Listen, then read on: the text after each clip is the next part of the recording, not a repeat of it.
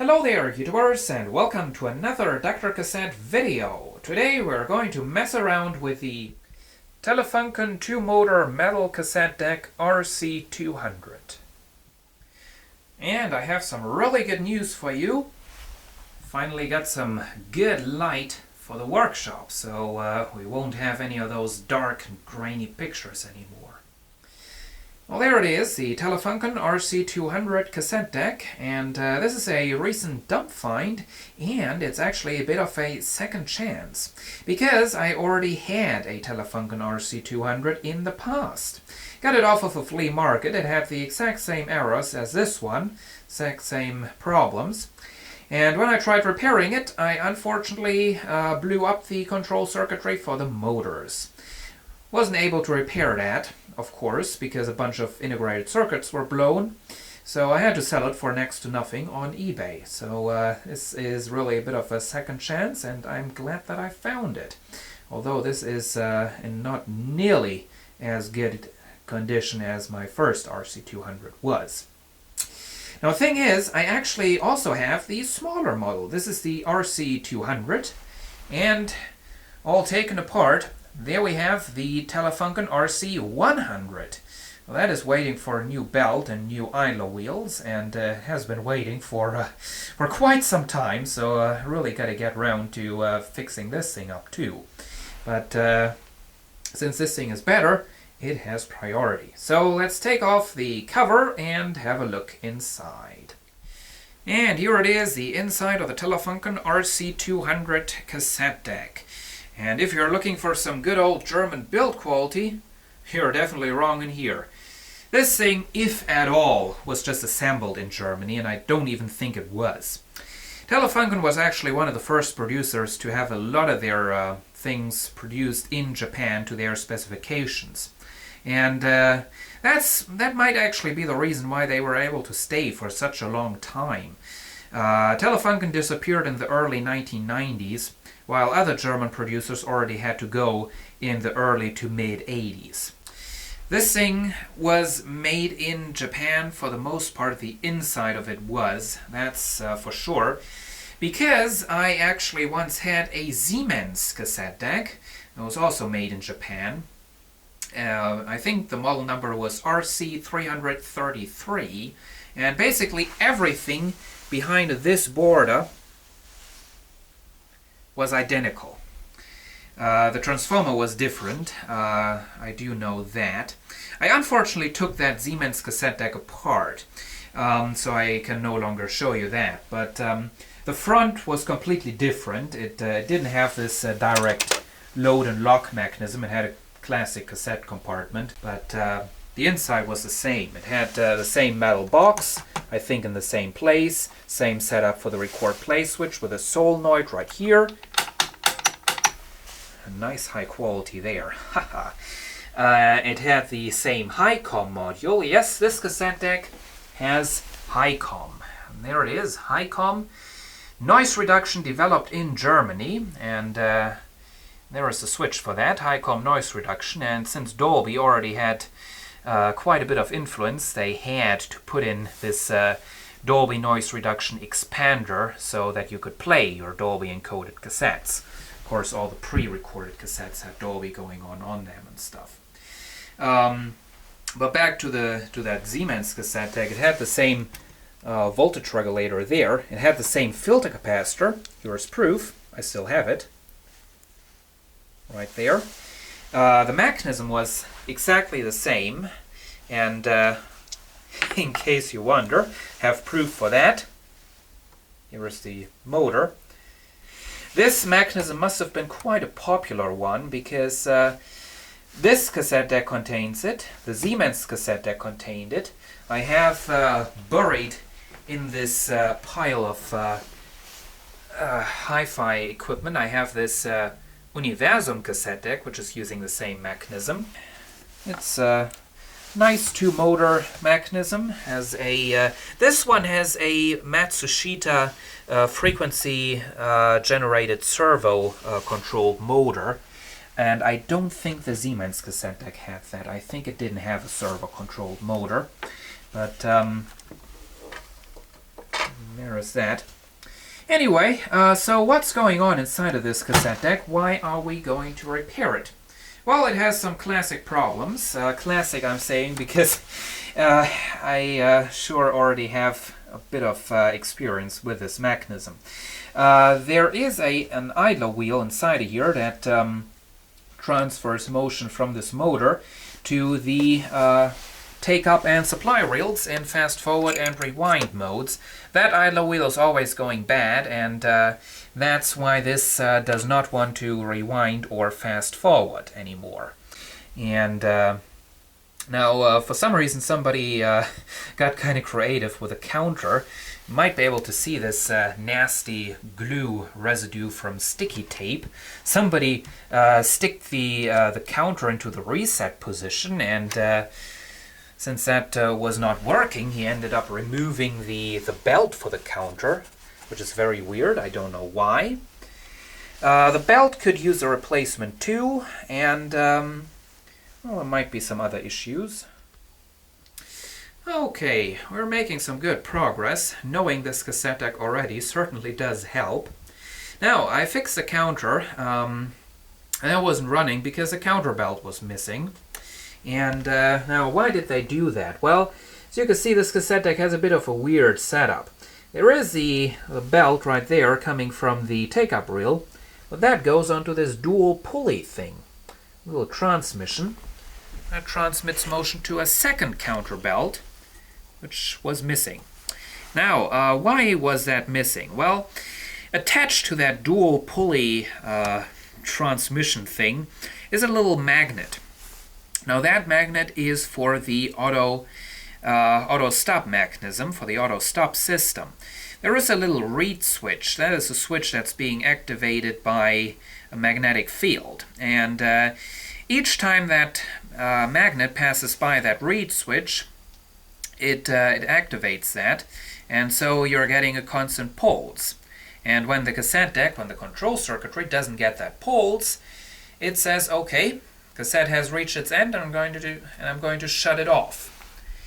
Now, I guess what happened was, as the original belts were getting a little weak, this belt was no longer able to drive this transmission affair and the counter.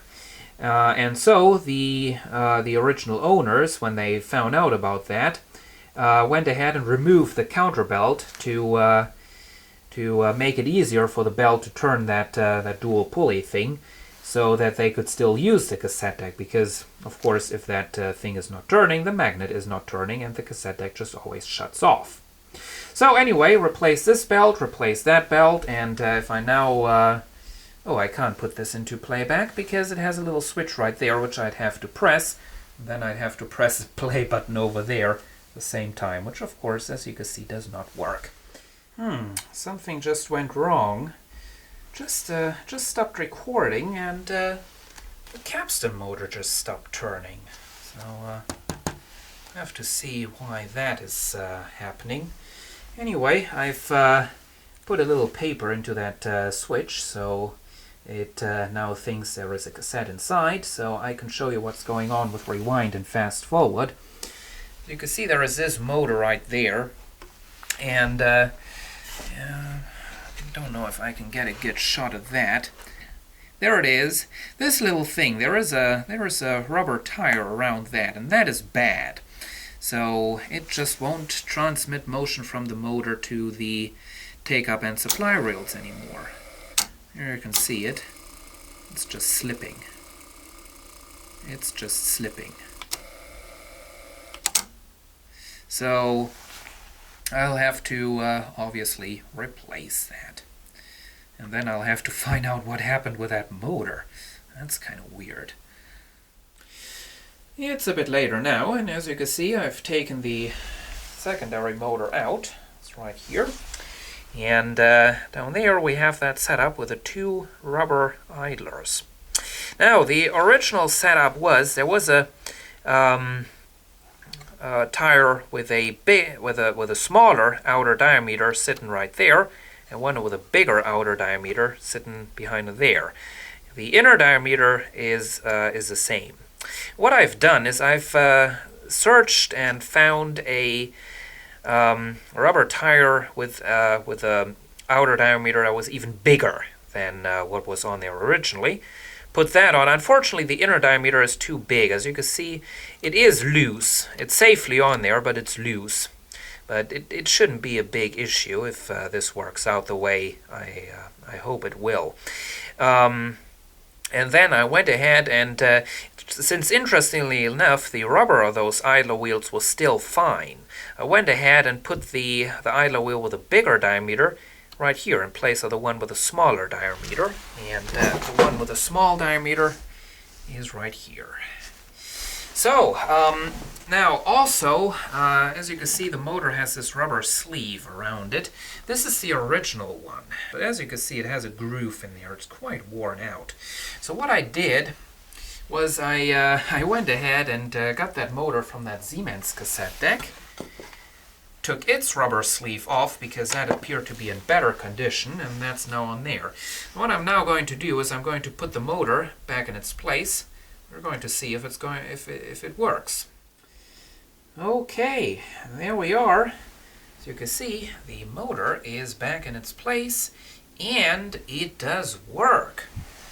I turn the deck on and press rewind. You can see that is turning. Fast forward is turning quite happily, and so is the counter. If I hold my finger up to this, this is very, very powerful. This is very powerful, so that problem is definitely solved. Now the other problem is that capstan motor that doesn't want to run. As you can see, it has stopped again. It started working again just the last time I turned it on, so we definitely have an intermittent problem going on there, which is kind of weird. So I'm going to do some investigation there. Okay, this motor problem is definitely kind of interesting. It is a problem of the motor. Thank heaven it's not the problem of the electronic control circuitry, because that would have been a pain to fix. I can tell you that much.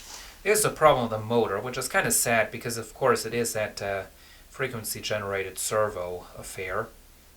And I measured the voltage and it is there, and to make sure that there is not only voltage but also some amps, I went ahead and hooked up this motor right here, and I turn on the deck. You can hear it is running. It is running quite nicely and quite noisily, but a little bit of oil should fix that.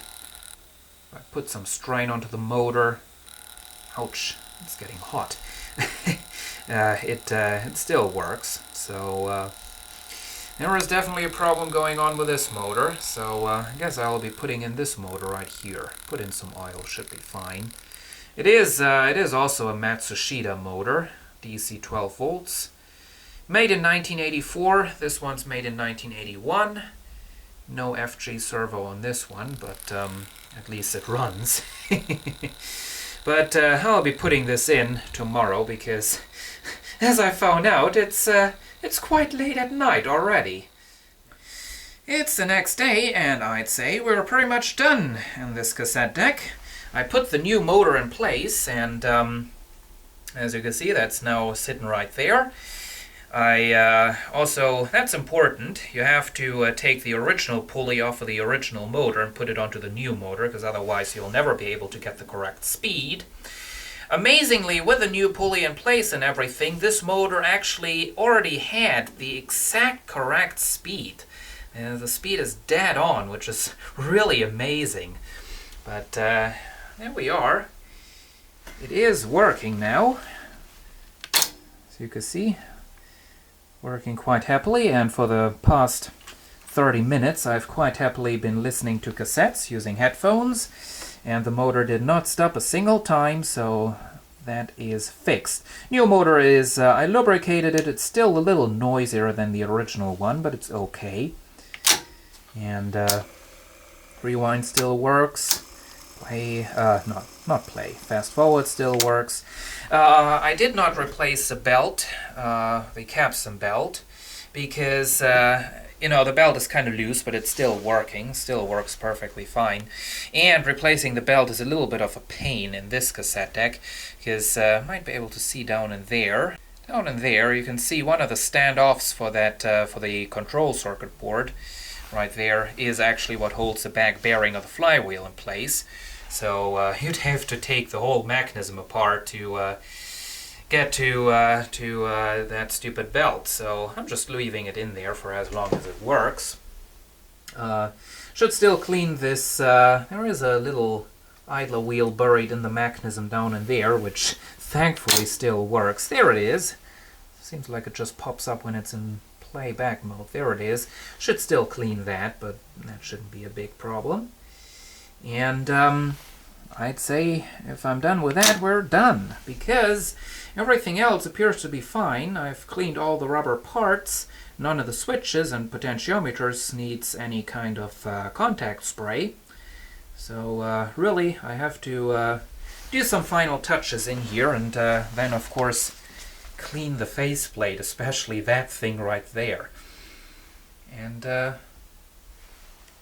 then it should be fine. Take a last look at this nasty front panel. Ah, what a difference this is. There it is, all back together, all nice and clean and shiny. Still, of course, has that scratch on that record level knob, which is too unfortunate, but can't really do much about it. But there it is, and did some more research about it. It is indeed from 1981, and this was part of what was called Telefunken's Silver series, and the reason for the name is kind of obvious, I guess, and it's extra obvious if I also tell you that these units were not available in the common alternative back in those days, which would have been brown. Now, also, this cassette deck was actually quite a good one. It was, as I already said, indeed made in Japan, and just the bigger brother, the Telefunken RC 300, the top-of-the-line model, was made in Germany, which also meant that on the inside, the RC 300 was very, very different from the 100 and the 200, because, well, of course, the 100 and 200 were made with all Japanese parts, and the 300 was made with all German parts. Now, the 300 to this setup right here, added a 3-motor direct drive mechanism. So you had, just like with the reel-to-reel tape decks, you had a motor for the capstan, a motor for the supply reel, and a motor for the take-up reel. All direct drive. Very interesting. And it also featured a long play mode, in which the cassette would only play with half the speed. And with the very efficient high comm noise reduction, you could certainly do that without having all too much trouble. So, hope you've enjoyed this episode of DrCassette's workshop, this time about the Telefunken RC200 cassette deck.